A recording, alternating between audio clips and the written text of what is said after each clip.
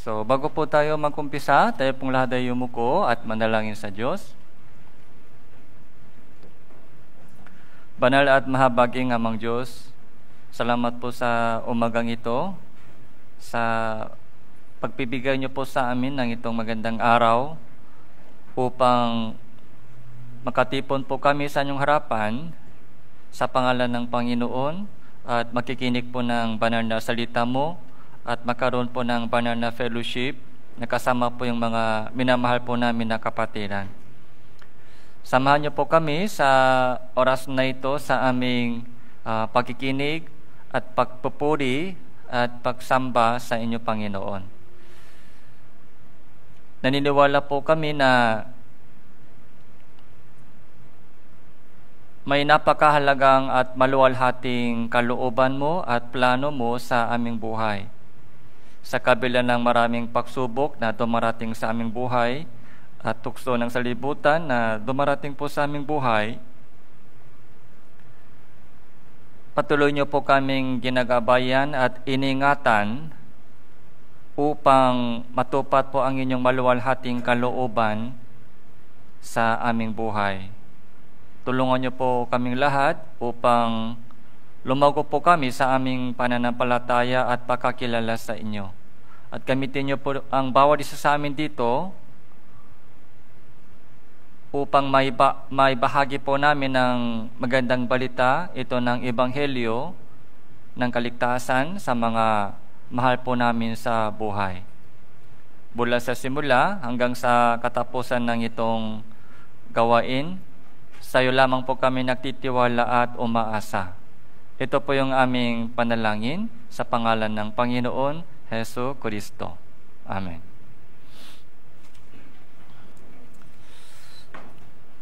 So, buksan po natin ang ating Biblia, Esther chapter 4, verse 16 po. Sa Lumang Tipan,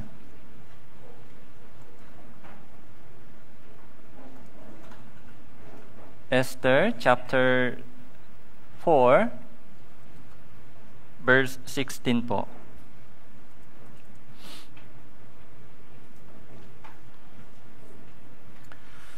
So, basahin po natin ito, isang talata lang po, sabay-sabay, 3, 2, 1.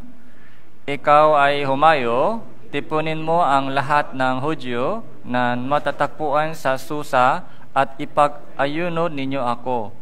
Huwag kayong kumain o uminom man sa loob ng 3 araw, gabi o araw. Ako at ang mga babaeng alalay ay mag-ayuno rin gaya ninyo. Pagkatapos ay pupunta ako sa hari, bagamat labak sa batas. At kung ako ay mamamatay, ay mamatay. So, ngayon po ay pag-usapan po natin patungkol po sa storya po dito po sa Esther. So, kilalang story po ito sa atin.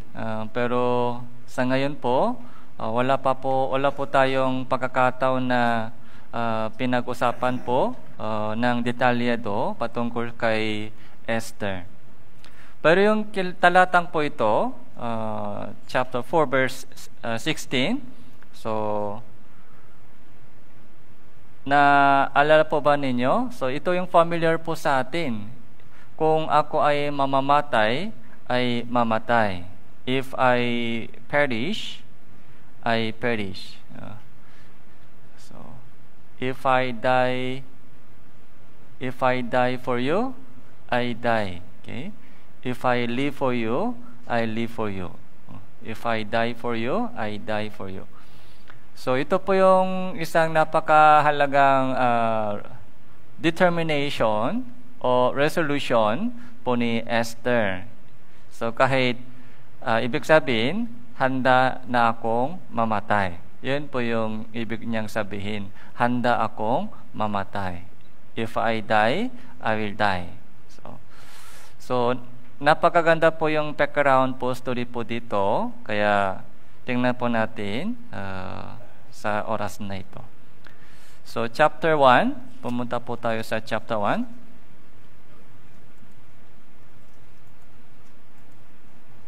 Sana po maging familiar po tayo sa story po niya sa oras na ito. Chapter 1 verse 1. Nangyari noon sa mga araw ni Ahasuerus, ang Ahasuerus na naghari mula sa India hanggang sa Ethiopia sa 127 lalawigan. Yung haring Ahasuerus ay isa sa mga hari sa Persia. So, alam po natin yung storya. So, sa Israelita, nung nahati po yung Israel sa dalawang bahagi, Northern Israel, Southern Judah. So, Northern Israel po ay winasak ng Assyria. And Southern Judah ay winasak ng Babylonia. So, nung BC 722. So, pagkatapos Babylonia, anong kaharian ay kasunod ng Babylonia? Persia. Yung Persia po ay naging Iran sa ating panahon. So, Babylonia, Persia, tapos yung Greece. Tapos, Roman Empire. Sa panahon po ng Roman Empire, so, ipinanganak po si Jesucristo. Yung story po dito, Esther, ay nangyari sa panahon po ng Persia, Persian Empire. Kaya Ahasuerus po ay isa hari sa Persia. So, gaano kalaki, napakalaki po yung boundary ng kaharian po ito. From India, hanggang saan po? Hanggang sa Ethiopia. Ethiopia po ay sakop ng Africa. Ethiopia. Kaya from India hanggang Ethiopia, so yung Asia, halos lahat ng Asia, tapos yung Africa ay sakop po ng Persia. Napakaluwag yung kaharian. Ilan province? Lalawigan, province. Ilan po ba yung province? 127 province. So, napakaluwag, kaya napakalakas po napakataas po yung posisyon ng hari. So, yung wika doon sa India and wika sa Ethiopia, the same. Yung African language and Asian language, the same. So, iba po, iba. Kaya ibig sabihin, maraming wika.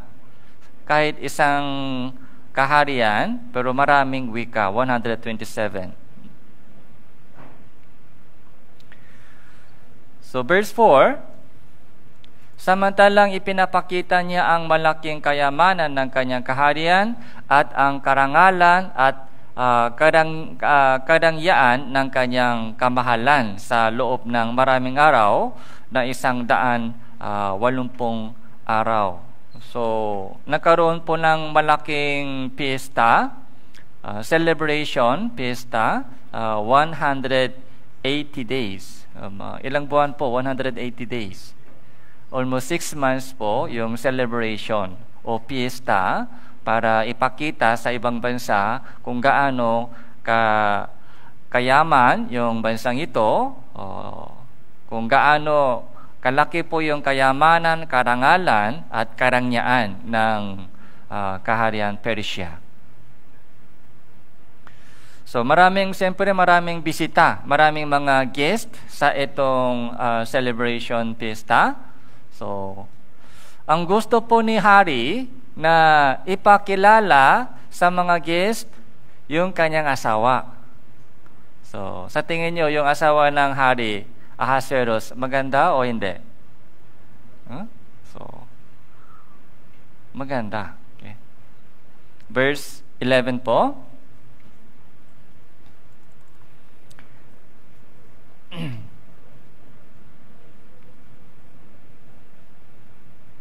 Verse 10 po, verse 10. Nang ikapitong araw nang ang hari ay masaya din dahil sa alak, kanyang inutusan sina Mehuman, Bitsa, Habona, Bikta, Abakta, Setar, Karkas at 7 eunuko na naglilingkod kay Haring Ahasuerus na iharap si Reyna Vashti na suot ang kanyang korona sa harapan ng hari upang ipakita sa mga tao at sa mga pinuno ang kanyang kagandahan sapagkat siya ay magandang pagmasdan.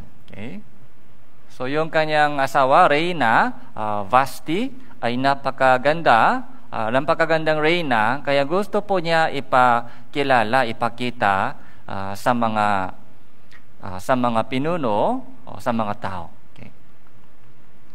Ang problema po, verse 12. Basahin po natin verse 12, 3-1. Ngunit si Reyna Vashti ay tumanggi na pumunta sa utos ng hari na pinaabot ng mga eunuko, kaya't ang hari ay lupang nagalit at ang kanyang galit ay nag-alab sa katauhan niya. Kahit maganda po yung Vashti, Reyna, pero yung puso niya ay hindi maganda. Okay? So, ayaw niya sumunod sa utos ng hari. Tumanggi po siya na pumunta sa utos ng hari. Kaya galit na galit po yung Haring Ahasuerus. Kaya nagtanong po siya sa kanyang mga tauhan, ano ang dapat kong gawin? Okay? So, hinamak ako ng Reyna. Parang walang power. Walang power sa utos ng isang hari. Kahit malawag yung mga boundary ng hari, 127 province, sobrang lakas po yung kapangyarihan, pero parang walang power ang utos ko sa Reyna. So, anong gagawin ko? Kaya doon po, verse 17 po, sapagkat ang ginawang ito ng Reyna ay mababalitaan ng lahat ng kababaihan at hahamakin nila ang kanilang mga asawa, sapagkat kanilang sasabihin, si Haring Ahasuero ay nagutos kay Reyna Vashti na humarap sa kanya, unit hindi siya pumunta.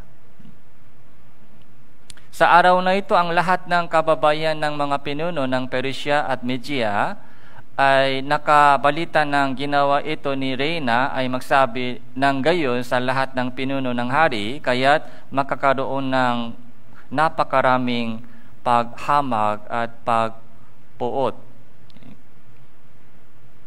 Okay. So, ito po yung advice ng mga tauhan po ng hari. Okay? So, dahil sa ginawa ng Reyna, makakaroon ng gagayahin po, lahat po ng mga kababayan ay gagayahin po ng ginawa ni Vashti. Kaya, hahamakin din nila yung kanilang asawa. Okay? Kaya makakaroon po ng napakaraming paghamak. Okay? Tapos yung mga puot, galit. Gaya yung advice po nila ay papalitan yung mga hari, yung Vashti Reyna, para matakot po, para makaroon po ng takot, para hindi gagayahin po ang ginawa ng Reyna yung ibang mga kababayan. So verse 19 po, kung ikalulungkot ng hari, maglabas ng utos ang hari, isulat sa mga kautusan ng mga taga-Persia at mga Medo, upang huwag magbago na si Vashti ay hindi na makakalapit kay Haring Ahasuerus, at ibigay ng hari ang kanyang pakareyna sa iba na mas mabuti kaysa kanya. So, ganito po yung background story po dito. So, background story. Kaya yung unang Reyna, yung Vashti, ay tinanggal. So, tinanggal po. Tapos, hinahanap po ng hari, so, ibang kapalit, ibang Reyna na kapalit po ng unang reyna, Vashti. Kaya chapter 2, so doon po, chapter 2, so naghahanap po sila ng babae, kung sino ay magiging kapalit ng unang reyna, Vashti. Kaya sino po yung napili po doon? Si Esther po ay napili doon. Chapter 2.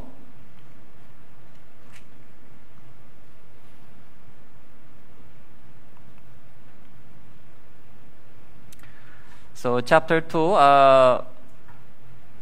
verse 5.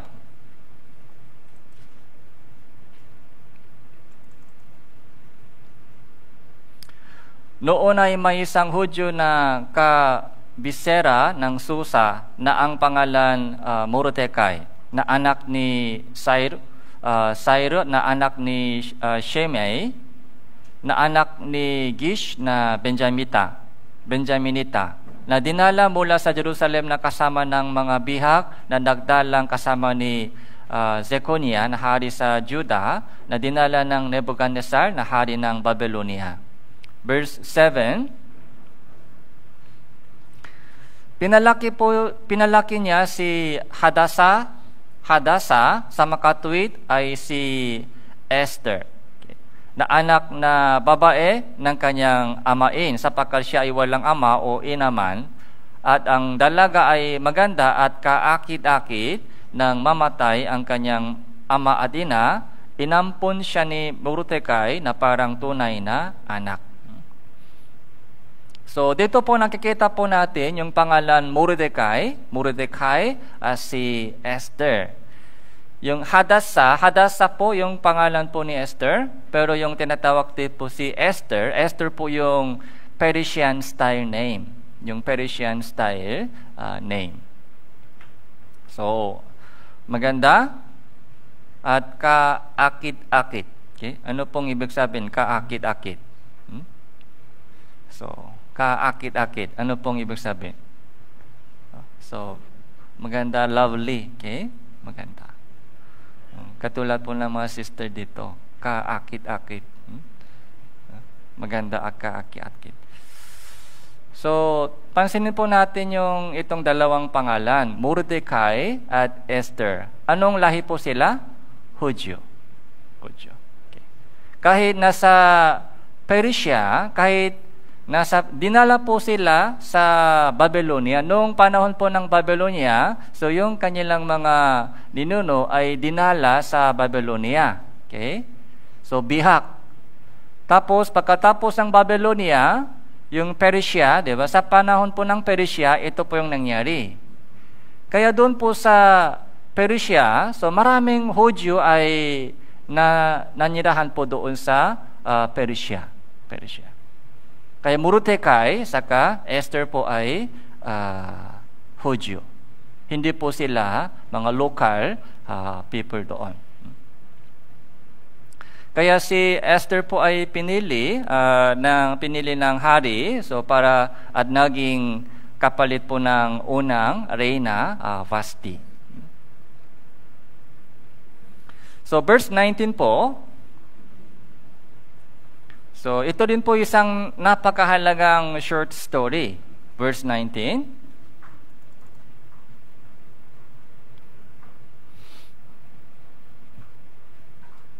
Magbula verse 19, babasahin ko po. Nang matipon sa ikalawang pagkakataon ng mga berihen, nakaupo si Mordecai sa pintuhan ng hari. Hindi pa ipinapakilala ni Esther ang kanyang pinakmulahan o ang kanyang bayanman, gaya ng ibiniling sa kanya ni Mordecai.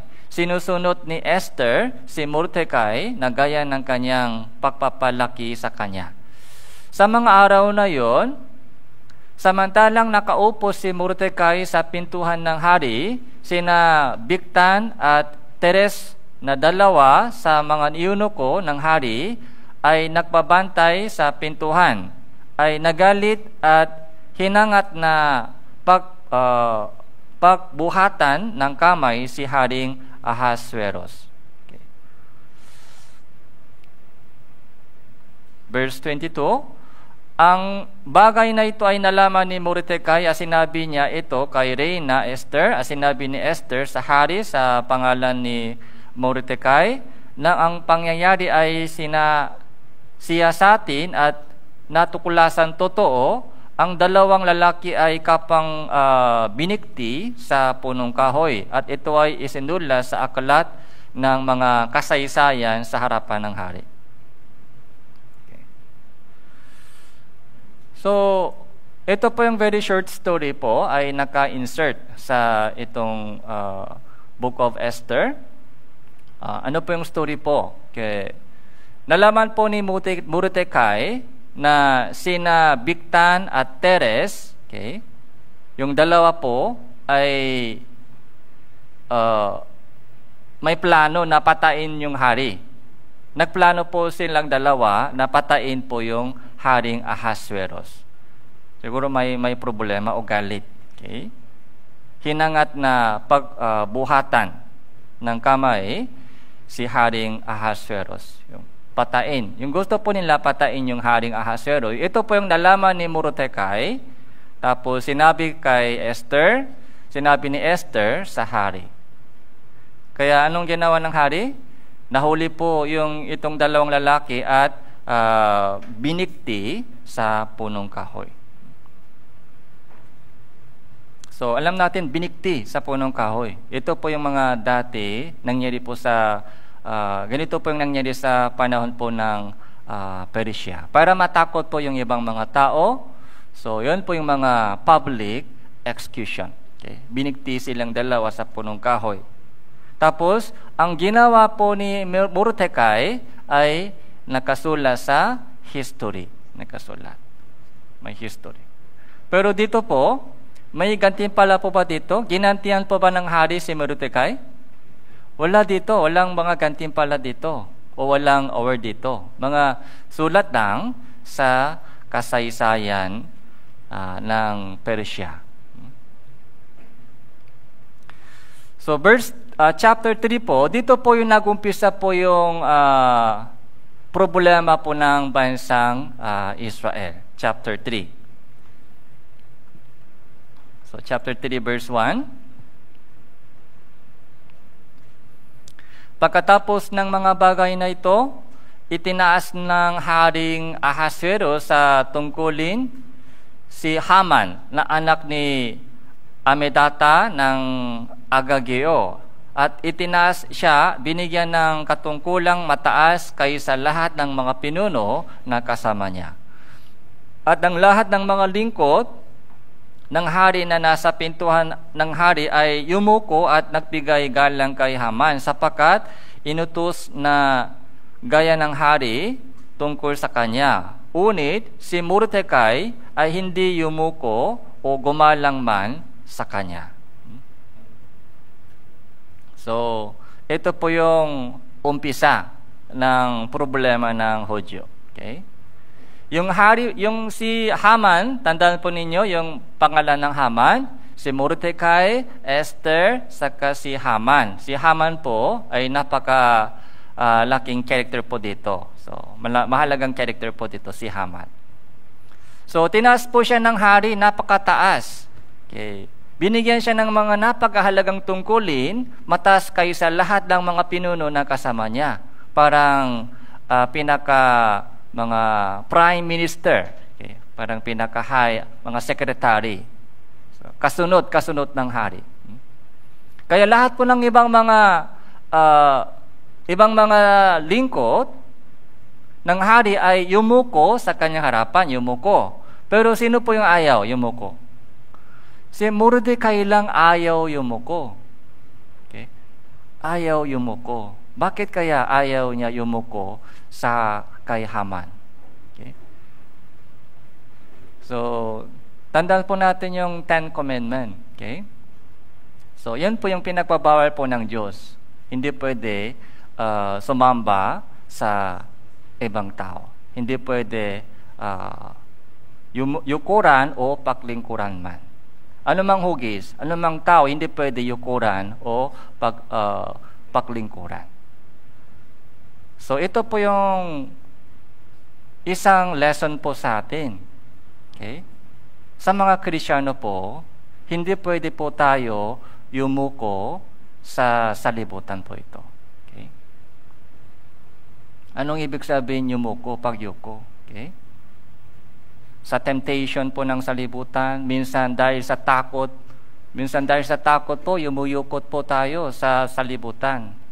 Minsan, dahil po sa temptation po, dahil po sa kanilang, dahil sa hiya, dahil sa takot, okay?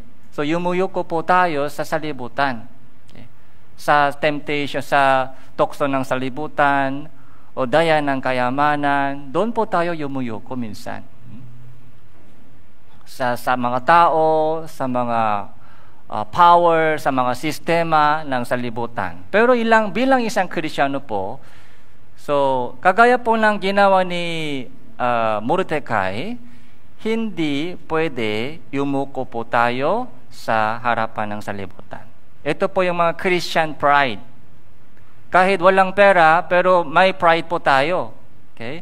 Pera lang wala, pero may pride po tayo bilang isang Kristiyano po, hindi pwede yumuko sa harapan ng temptation ng mga salibutan o anumang otoridad ng salibutan ito. Okay?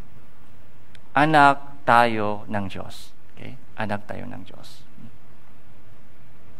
Kahit may sakit, so maaari po walang kalusugan, maaari po walang mga malakas na katawan, maaari po walang mga malaking kayamanan. So, maaari po, hindi po tayo matalino. So, maaari po, yung mga mahalaga sa salibutan ay wala sa atin. Pero anong meron po tayo? So, yung buhay na walang hanggan, kaligtasan, yung posisyon po ng anak ng Diyos, yung title po ng anak ng Diyos ay nasa atin. Okay? Alam po natin, yung buhay po dito sa lupa ay temporary lang, mga samantala lang. Bilang isang anak ng Diyos, meron po tayong napakataas na posisyon, yung title. Someday, makikita po ng ibang mga tao kung gaano kataas po yung ating posisyon. Kahit ganito po tayo sa mundong ito, pero yung ating spiritual position, anak ako ng Diyos. Ang Diyos na lumikha sa mundong ito ay ama ko. Kaya hindi pwede yumuko tayo sa harapan ng salibutan. So, yun po yung nag-trigger. Si Haman po,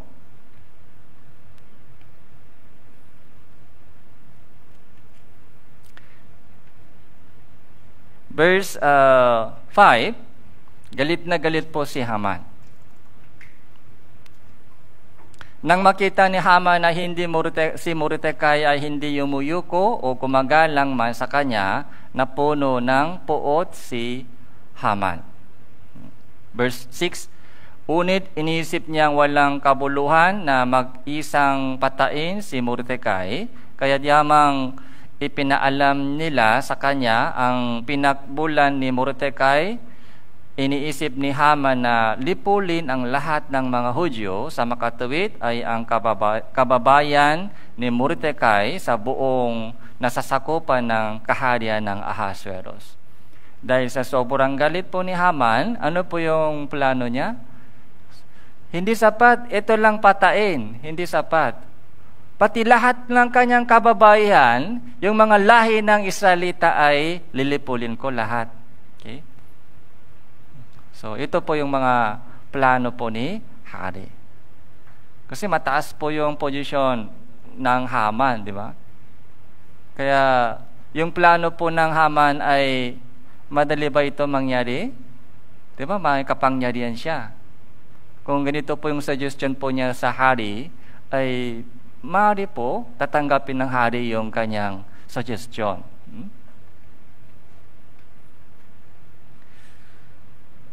Verse 8 po, sinabi ni Haman kay Haring Ahasuerus, may mga taong nakakalat at nakahiwalay sa gitna ng mga bayan sa lahat ng mga lalawigan ng inyong kaharian. Ang kanilang kautusan ay kaiba sa bawat ibang bayan at hindi nila sinusunod ang mga kautusan ng hari, kaya't walang pinakapakinabang ang hari na sila ay pababayaan magpatuloy. Kung ikalulungkot ng hari, hayaan ipag-utos na sila ilipulin. Ako ay magbabayad ng 10,000 talentong pilak sa mga kamay ng mga namamahala ng gawain ng hari, upang ilagay ang mga iyon sa mga kabangyaban ng hari. Verse 10.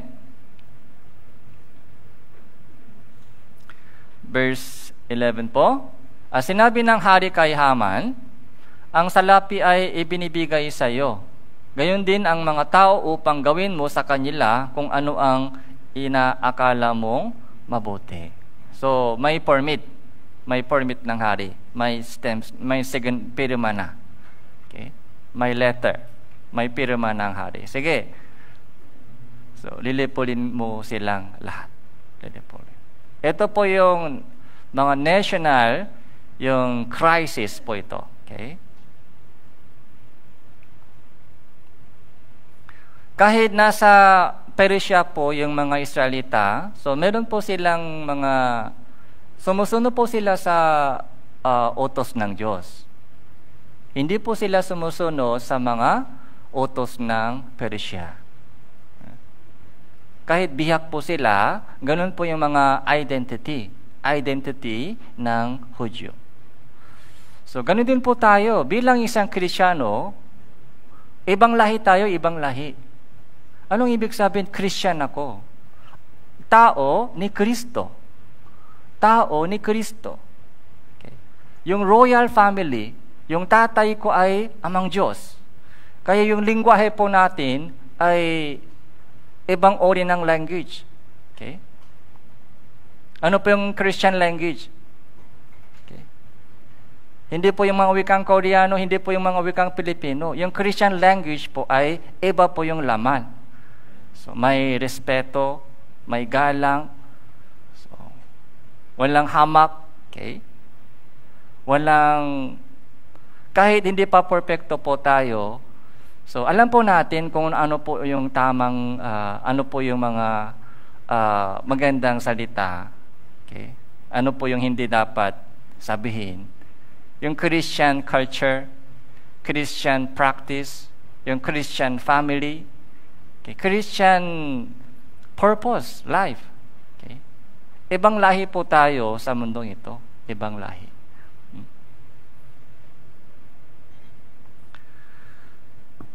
Nung bago pa po ako dito sa Philippines, yung isang flight schedule po ay cancer na.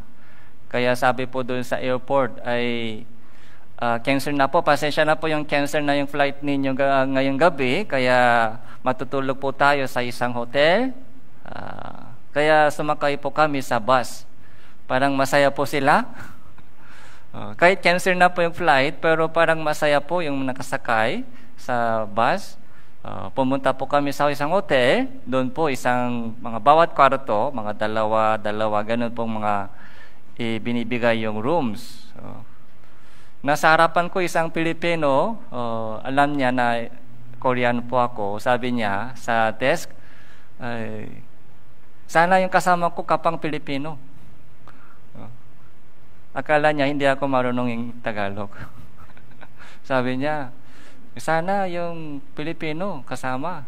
Ibang lahi siya, ibang lahi. Doon ko po, narinig po yung first time, lahi. Ano ba yung lahi? Ibang lahi. Ayaw daw niya ibang lahi. Ano ba yung lahi? Mas gusto niya kapang lahi. Kababayan, tama po? Kababayan. The same language, same culture, same, madali maintindihan, di ba? Same language, okay? Same culture, same background, mga history, same history. Ibang lahi. Ayaw niya, pero walang ibang option, walang ibang room available na. Kaya kasama ako sa kanya.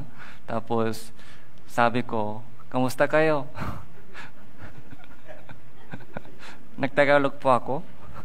Doon po siya nagulat. Nahiya po siya sa akin. Pero nag-fellowship po kami sa isang room, nag-fellowship. Ganito. Ibang lahi. Okay? Kaya hindi ko makalimutan yung story, ibang lahi. Okay? Yung citizenship natin ay nasa langit. Okay? Doon po hinihintay po natin yung second coming of Jesus. So anyway po, ito po yung bad news. Verse 13 po, ito po yung sulat po ng hari. Ipinadala ang mga sulat sa pamamagitan ng mga suso sa lahat ng mga lalawigan ng hari upang wasakin, patain, at lipulin ang lahat ng Hudyo. Bata at matanda, ang mga bata at mga babae sa loob ng isang araw sa ika-17 araw ng ika-12 buwan na siya ay buwan ng Adar upang samsamin ang kanilang mga ari-arian. So ito po yung declaration ng death. Okay? Wasakin silang lahat, patain silang lahat, lipulin lahat ng lahing ito. Okay? Hudyo. Okay. Bata, matanda. So, lahat.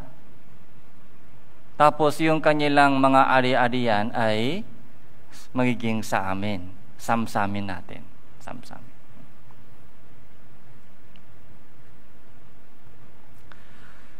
Chapter 4, verse 1.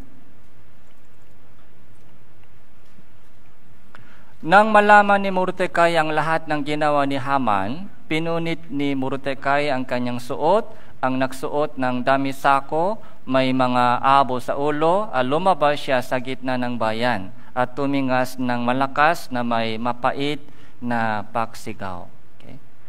Nung nalaman po ito ni Mordecai, so, pinunit po niya yung kanyang suot, nagsuot ng damit sako. Okay. Damit sako, masakit sa katawan. Damit sako, masakit sa katawan. May mga abo sa ulo. Okay. So walang kagandaan, walang gana. Sobrang mapait yung kanyang pagsigaw. Okay.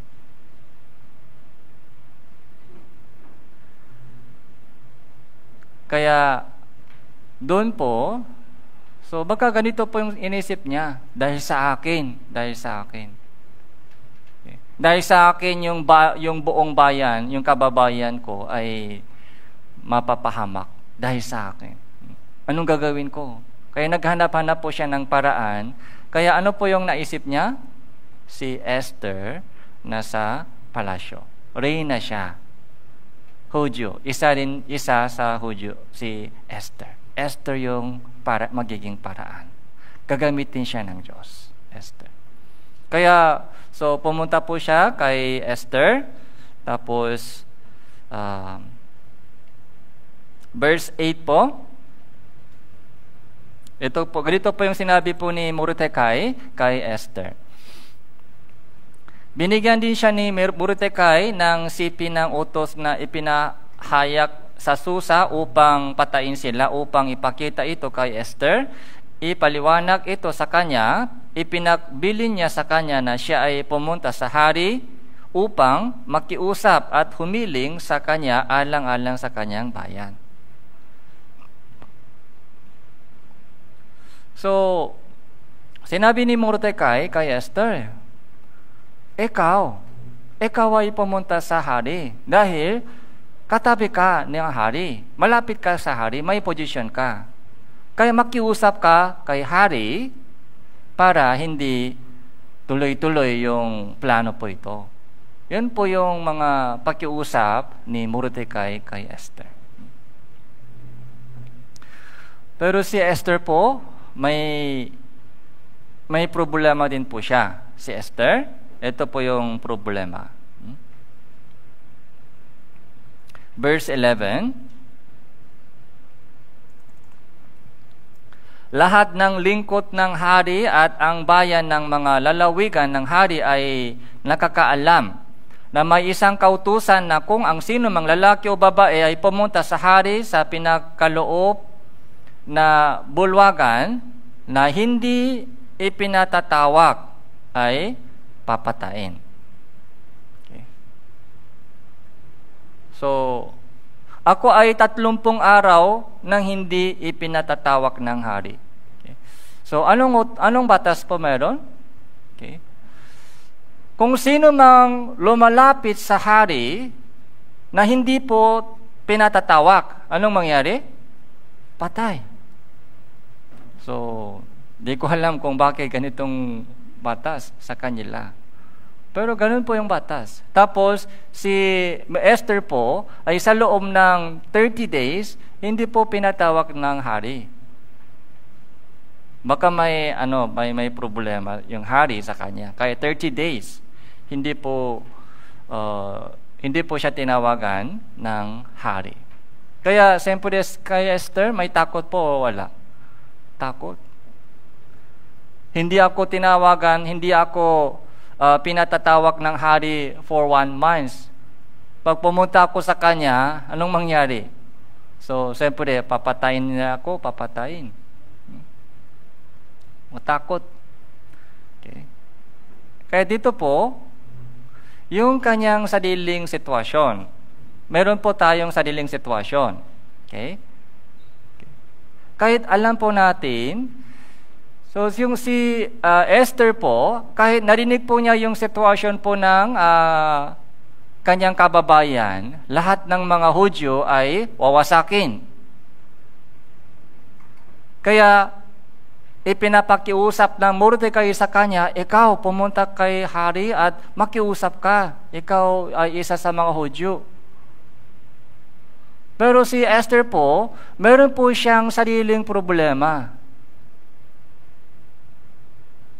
May problema po siya. Okay. For 30 days, hindi po siya pinatawag ng hari. May batas na sino mang lumapit sa hari na hindi pinatatawag, papatay. Dito po, may choice. Dito po may choice. Kaya sa una po, si Esther ayaw. Kasi takot.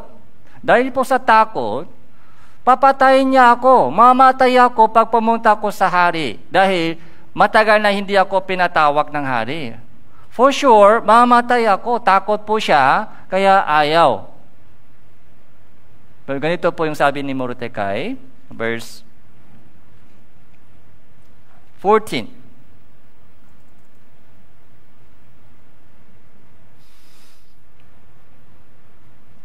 Sapagkat kung ikaw ay tatahimik sa panahon ito, ang tulong at kaligtasan ay babangon para sa mga Hudyo mula sa ibang lugar. Unit, ikaw at ang sambahayan ng inyong ninuno ay mapapahamak. At sinong nakakaalam na kung kaya ka nakarating sa kaharian ay dahil sa pagkakataon ganito. So, anong ibig sabihin? Si Mordecai po ay matapang po siya. Hindi po siya umiiyak. Sabi po ni Mordecai, kung hindi ka kikilos, kung tahimik ka lang sa ganitong panahon ng crisis ng buong kababayan ng Israel, yung kaligtasan at tulong ay babangon sa ibang lugar. Gagamitin po ng Diyos ibang tao. Kung ayaw ka kumilos, sige, gagamitin ng Diyos ibang tao. Ang Diyos po ay kahit anumang ministry o anumang mga katungkulan po natin, alam niyo po ba kung bakit ibinigay ng Diyos sa atin yung mga ministry or yung mga mission po natin?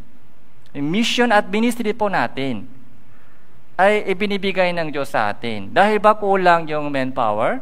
Hindi po. Para makaroon po tayo ng award, gantimpala. Ito po yung chance. Ito po yung pagkakataon na ibinibigay ng Diyos sa atin. Okay? Yung tulong at yung kaligtasan ay babangon sa ibang lugar. Ibig sabihin, kung ayaw po natin gamitin ng Diyos, gaganapin ng Diyos ibang tao. Kaya, yung pagkilos ng Diyos ay tuloy-tuloy. Pero ito po yung mga isang napakahalagang encouraging o reminder po ni Mordecai kay Esther. Isipin mo bakit nasa palasyo ka na? Anong purpose? Bakit dinala ka ng Diyos doon sa tabi ng hari, palasyo? May purpose. Sabi pa Mordecai, okay. Kaya, ka nakarating sa kaharian dahil sa pagkakataong ganito. Bakit dinala ka ng Diyos sa palasyo? Bakit binigyan ka ng kagandahan? Yung kagandahan po, saan po galing? Yung magandang hitsura, saan galing? Galing sa Diyos. Yung magandang hitsura po ay galing sa Diyos. Yung mga matalinong utak, saan galing? Galing sa Diyos. Para gamitin po natin anumang magandang bagay, yung posisyon o mga kapangyarihan po natin, yung mga talent, yung mga talento, yung mga skills po natin, so, para gagamitin po natin ito sa Diyos. Hindi para mag-enjoy lang sa buhay. Hindi para gamitin sa ating sarili o pamilya lamang. Okay. Bakit si Esther po ay ibinigay ng Diyos sa kanya yung maganda? Kaakit-akit. Okay? Para sa itong pagkakataon. Yun po yung sabi po ni challenge ni Mordecai. May purpose ng Diyos. Doon po, si Esther po ay nagbago. Verse 16 po, ikaw ay humayo, tipunin mo ang lahat ng Hudyo at matatagpuan sa Susa at ipag-ayuno ninyo ako. Huwag kayong kumain o uminom man sa loob ng 3 araw, gabi o araw. Okay? So, nagkaroon po ng desisyon si Esther. Okay? Sige po, pupunta ako sa hari. Lalapit po ako sa hari. Kung papatayin niya ako, anong sabi? Mamatay ako. Okay? So, 90% siguro. Dahil for 30 days na hindi ako pinatawag niya. Kaya may mga mataas yung posibilidad na papatayin niya ako. Ganun pa man, so lalapit po, pupunta ako sa hari. Okay? Kung ako ay mamatay, ay mamatay. I'm ready to die. Kaya, chapter 5, so ito po ay pakilos ng Diyos, chapter 5. So, chapter 4 ay puso po naka-ready na po yung puso po ni Esther, chapter 5, verse 1. Nang ikatlong araw, nagsuot si Esther ng kanyang damit pang reyna, tumayo sa pinakaloob na bulwagan ng palasyo ng hari, sa tapat ng tirahan ng hari. Ang hari ay nakaupo sa kanyang trono sa loob ng palasyo, sa tapat ng pasukan ng palasyo. Nang makita ng hari si Reyna Esther na nakatayo sa bulwagan, nakuha ng Reyna ang paglingap ng hari. Okay. Kaya't inilawit ng hari kay Esther ang gintong setro na nasa kanyang kamay. Lumapis si Esther at hinipo ang dulo ng setro. Nakuha ng Reyna ang paglingap ng hari. Okay. Sinong kumilos dito? Ang Diyos ay kumilos dito. Okay. Ang Diyos ang kumilos dito. Yung puso ng isang tao ay hindi pwede basta-basta mapabago. Dapat, ang Diyos ay kumilos doon. Sa evangelism po natin, kahit hinihikayat po natin yung mga tao, madali pa ba mapunta sila dito? Madali po ba yung hikayan natin yung mga tao? Mahirap. May katigasan sa puso. Okay? May kanyang-kanyang isip. Matigas yung mga sariling isip. Kaya kung walang kilos ng Diyos, hindi kaya natin makuha yung puso ng tao. Lalo po sa evangelism. Okay? May experience po tayo. Kahit ano mang ginagawa po natin, parang walang nangyayari. Okay? Kailangan po natin prayer para kumilos ang Diyos sa kanilang puso. Kailangan din po natin lumapit sa kanila. Kailangan po natin lumapit sa kanila kahit magagali sila, ayaw nila. So, darating po yung time na kikilos ang Diyos sa kanilang puso. If I die, I will die. Okay? Kahit anong response nila, tuloy-tuloy ako. Kaya dito po kumilos ang Diyos dun sa puso po ni Haring Ahasuerus. Kaya,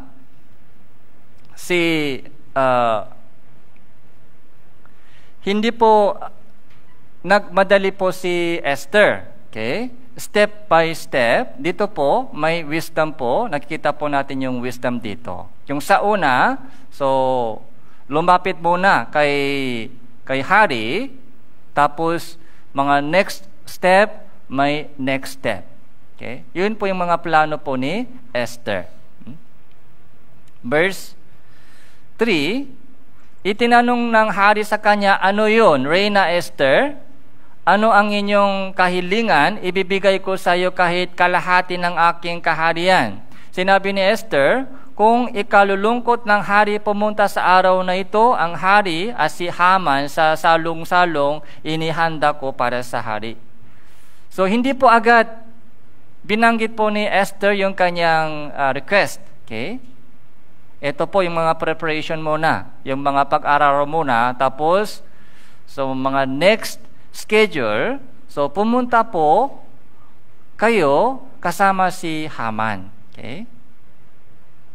Kaya, next schedule po, gumawa po siya ng schedule para sa pag-usapan po yung mga pinaka-request po, sitwasyon po ng lahi ng Hudyo. So, during that time po, verse 6, chapter 6 po,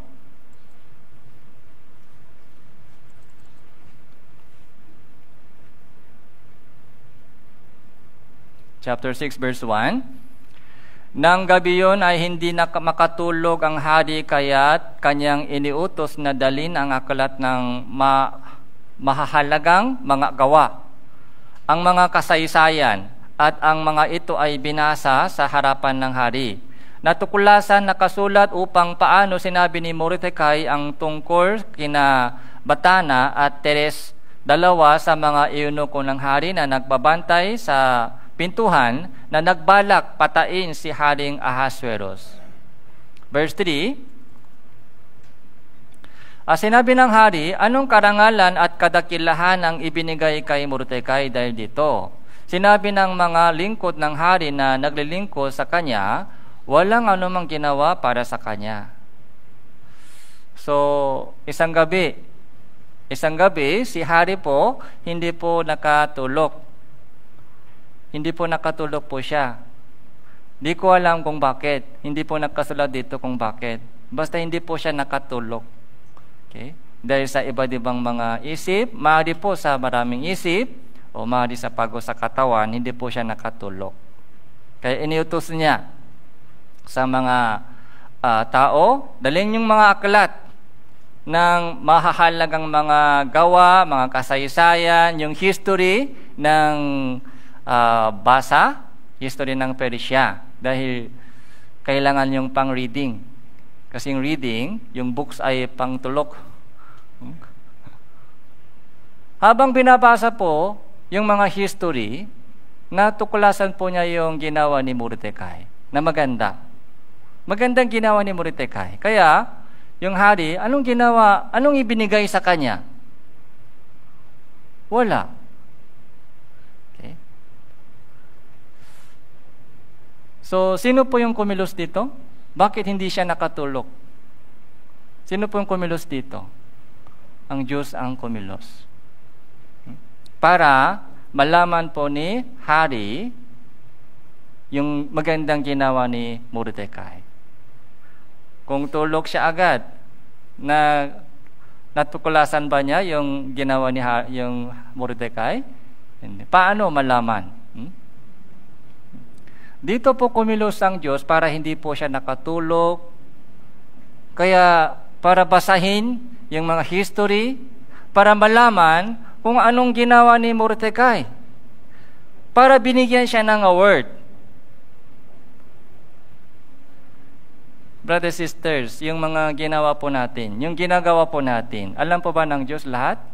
Yes. Lahat po ng ating mga ginagawa, kahit yung mga award, hindi po agad-agad nangyari. Parang walang pamansin, parang walang nagbigay pansin sa hirap ko.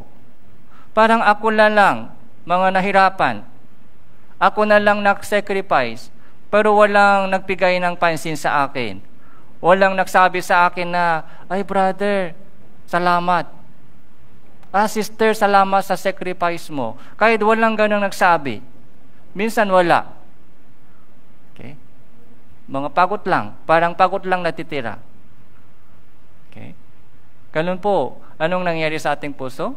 Kung walang nagbigay pansin, complain nangyari sa atin. Complain. Pagod. Lalong pagod.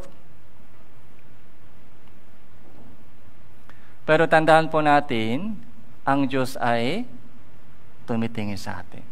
Okay. Lahat ng ating ginawang mabuti ay gagantihan niya.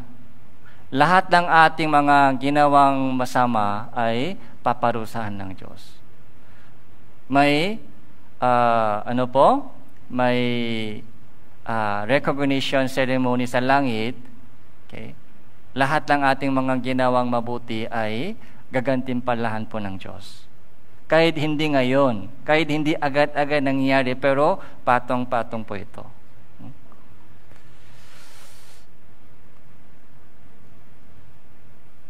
Matthew chapter 10 verse 42. Matthew chapter 10 verse 42.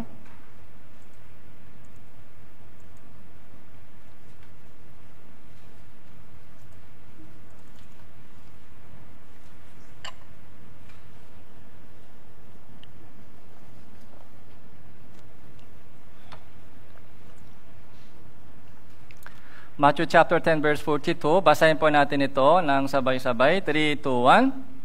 At sino mang magbigay ng kahit isang basong tubig na malamig sa isa sa maliliit na ito sa pangalan ng isang alagad. Katotohanan sinasabi ko sa iyo, tiyak na hindi siya mawawalan ng kanyang gantimpala. Kahit isang cold water, okay? Maliit lang po siya. Pero may gantimpala po? Yes. Gagantimpalahan po tayo ng Diyos. Kahit isang cold water sa isang maliliit na brothers sisters o hamak na brothers sisters, okay? Kahit maliliit na bata, lahat po ng ating mga ginagawa sa harapan ng Diyos ay nakasulat na po sa history book. Nakasulat na po sa memory book sa harapan ng Diyos. Tandaan po natin ito. Hindi po mawala. Okay? Yung ating history book. Meron po tayong history book. Kanya-kanyang history book. Lahat ng ating mga ginagawa ay isinusulat po ng Diyos. Okay? Kaya, para saan? Para sa gantimpala. Para sa gantimpala. Okay? Hindi po para parusa. Okay? Para sa gantimpala. Mga tinitipon po ng Diyos yung mga ating ginagawa. So, balik po tayo sa chapter 6.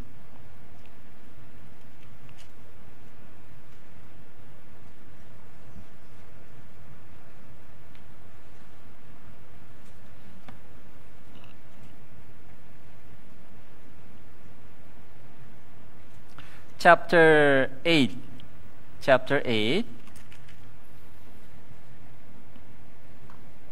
Chapter 8, verse 3.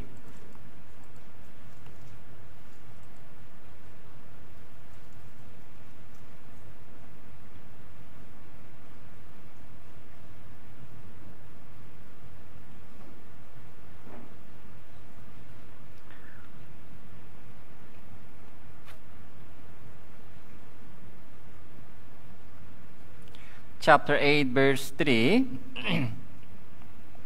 At si Esther ay muling nagsalita sa harapan ng hari, nagpatira pa sa kanyang mga paa, nagsumamo sa kanya na may mga luha na hadlangan ang masamang panukala ni Haman na Agageo at ang panaka na kanyang binalak laban sa mga Hudyo. Nang makagayon, inilawit ng hari kay Esther ang gintong setro. Verse 5, sa gayon, tumindig si Esther, tumayo sa harapan ng hari, sinabi niya, kung ikalulungkot ng hari at kung ako ay nakatakbo ng lingap sa kanyang paningin, kung ang bagay ay inakalang matuwi sa harapan ng hari at ako ay nakakaluko sa kanyang mga mata, nawa isulat ang isang utos upang pawalang bisa ang mga sulat na binalak ni Haman na anak ni Amedata na Agageo na kanyang sinulat upang lipulin ang mga Hudyo na nasa lahat ng lalawigan ng hari. So, verse 6 po, basahin po natin ito ng sabay-sabay. 3, 2, 1. Sapagkat, paano ko matitiis na makita ang kapahamakan darating sa aking mga kababayan? O paano ko matitiis na makita ang pagpatay sa aking mga kamag-anak? So, ganito po yung sinabi po ni Esther sa hari. Yung unang sulat ay sana pabaling bisa. Sana baliwalain yung unang cancer. Cancer po yung unang utos mo. Dahil ito yung binalak po ni Haman laban sa kababayan namin Israel. Okay? Kaya sana pa walang bisa yung unang sulat. Upang lipulin ang mga Hudyo. Verse 6 po, yung puso po ni Esther ay may apoy dito. Yung puso po ni Esther may apoy dito. Nag-aalap na puso. Sabi niya, so paano ko matitiis na makita ang kapahamakan na darating sa aking mga kababayan? Hindi ko kaya makita. Hindi ko kaya makita na mapapahamak sila.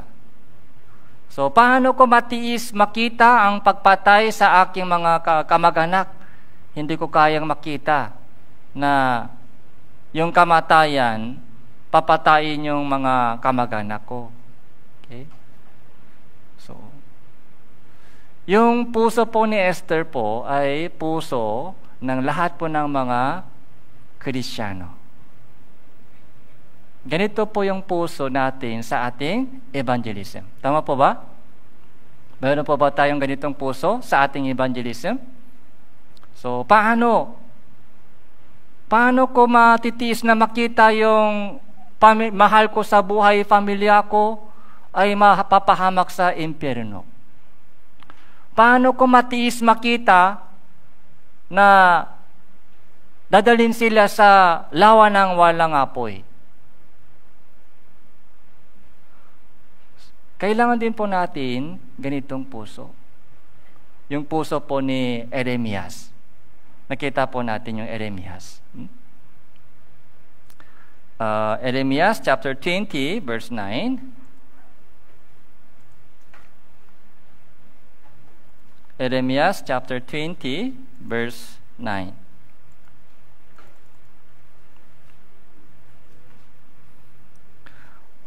Kung aking sasabihin, hindi ko na siyang babanggitin o magsasalita pa sa kanyang pangalan. Waring sa aking puso ay may nag-alap na apoy na nakakulong sa aking mga buto at ako ay pagod na sa kapipigil dito at hindi ko makaya.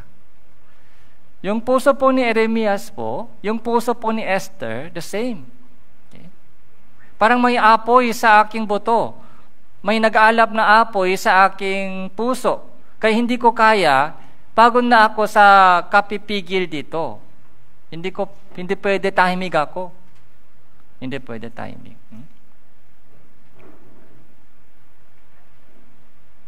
Si Esther po ay isang shadow ng isang Kristiyano. Si Esther. Okay? Isang shadow po ng Christian. Si Esther. Kung saan man po, yung position po natin sa trabaho, bakit dinala ka ng Diyos sa trabaho mo ngayon? Para sa katrabaho mo. Para ma-evangelize mo yung katrabaho mo. Bakit dinala ka ng Diyos sa mga school mo ngayon? Para ma-evangelize yung kaklase mo. Okay? Bakit dinala ka ng Diyos dun sa bahay ngayon? Para ma-evangelize yung kapitbahay mo. May purpose. May purpose. Kahit isang simpleng bagay, hindi po nakataon nangyari. Walang aksidente. There are no accident.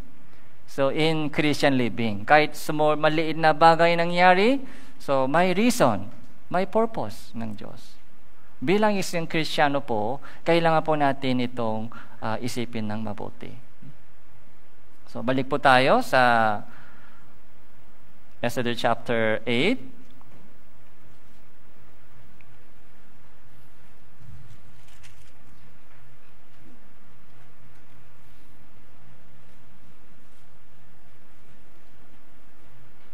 Verse 9.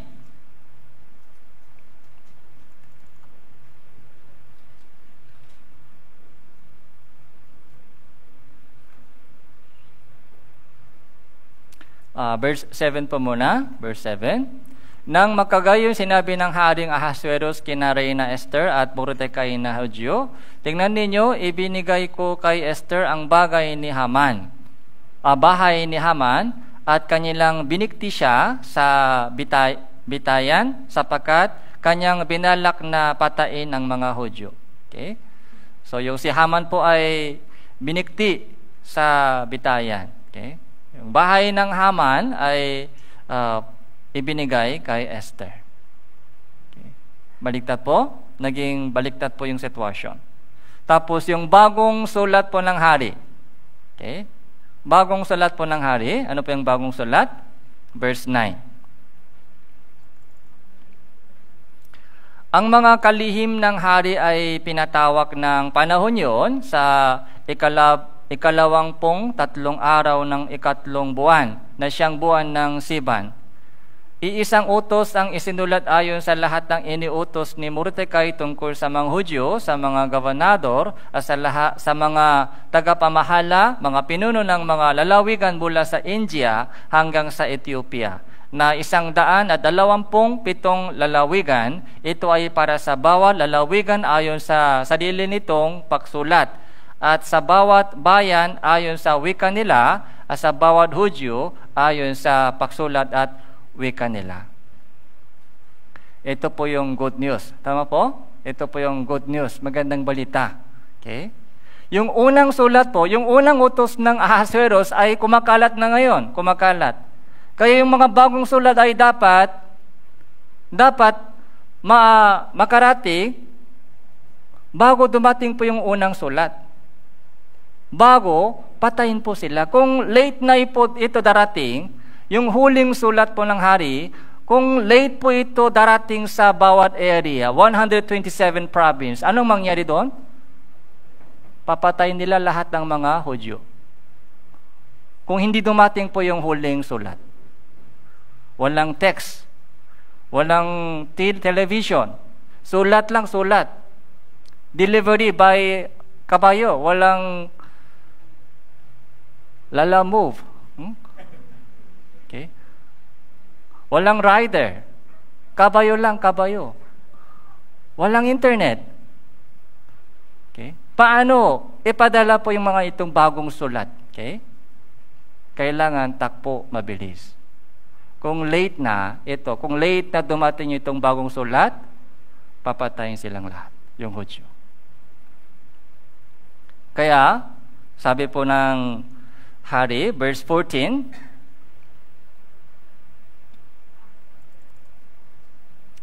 sa gayoy, ang mga sugo na sumasakay sa matutuling kabayo na ginagamit sa paglilingkod sa hari ay nagmamadaling sumakay dahil sa utos ng hari, at ang utos ay pinalabas sa kastilyo ng Susa. Okay. So, royal, matutuling kabayo. So, matutuling kabayo. Anong kabayo po ito? Royal horses. Matutuling kabayo na ginagamit sa paglilingkod ng hari. Okay? Nagmamadali po sila tumakbo. Dahil kung late na po sila dumating, so yung Hudyo ay papatay. Good news. Dapat magmadali po tayo. Okay? Bago dumating po yung bad news, okay? Bago mamatay po sila, okay? Bago mamatay po sila. Kung namatay na, wala nang chance. Habang may time pa tayo. So, habang malakas pa po tayo. Kung may sakit po tayo, paano tayo kumilos? Kung malakas pa po yung ating katawan, gamitin po natin yung ating katawan. Okay? Hindi pwede sabihin po natin, next time. Hindi pwede sabihin natin, next time. Maaari po, baka walang next time sa kanila. Bago dumating si Jesus, dapat itong magandang balita ay dumating sa kanila. Okay. Bago dumating sa kanila yung kamatayan po yung bad news, dapat iparating sa kanila yung itong good news. Bago late na. Okay? Kaya, tayo po ay royal horse. Tayo. Sino po yung royal horse? Matutuling kabayo. Tayo po, yung mga Kristiyano po, yung mga royal horse na ginagamit ng Diyos. Okay? Ginagamit ng hari.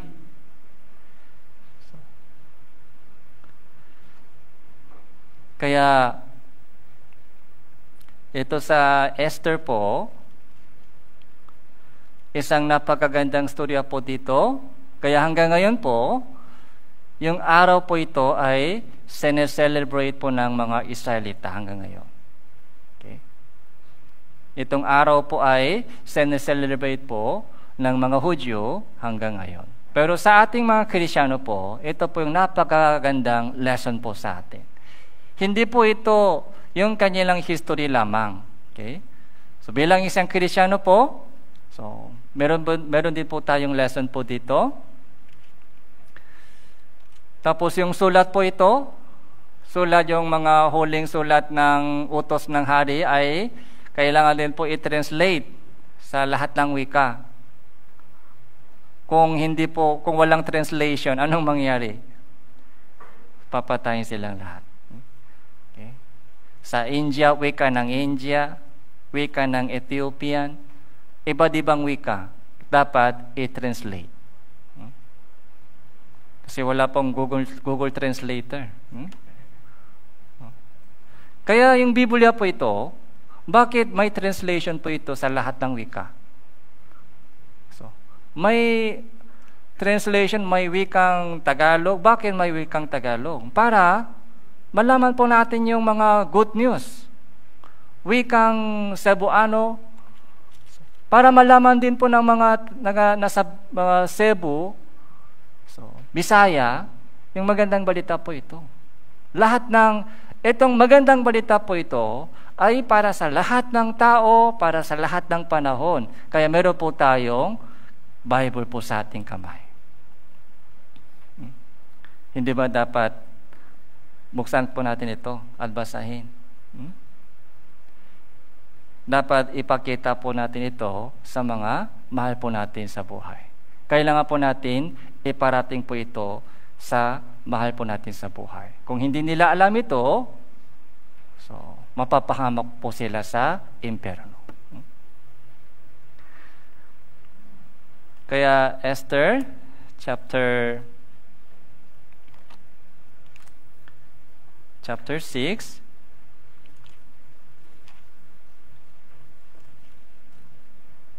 chapter 4, Esther chapter 4,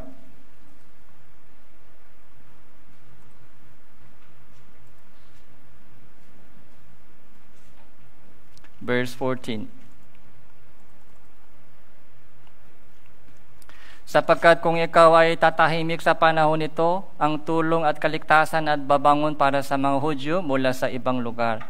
Unit ikaw at ang sambahayan ng inyong ninuno ay mapapahamak.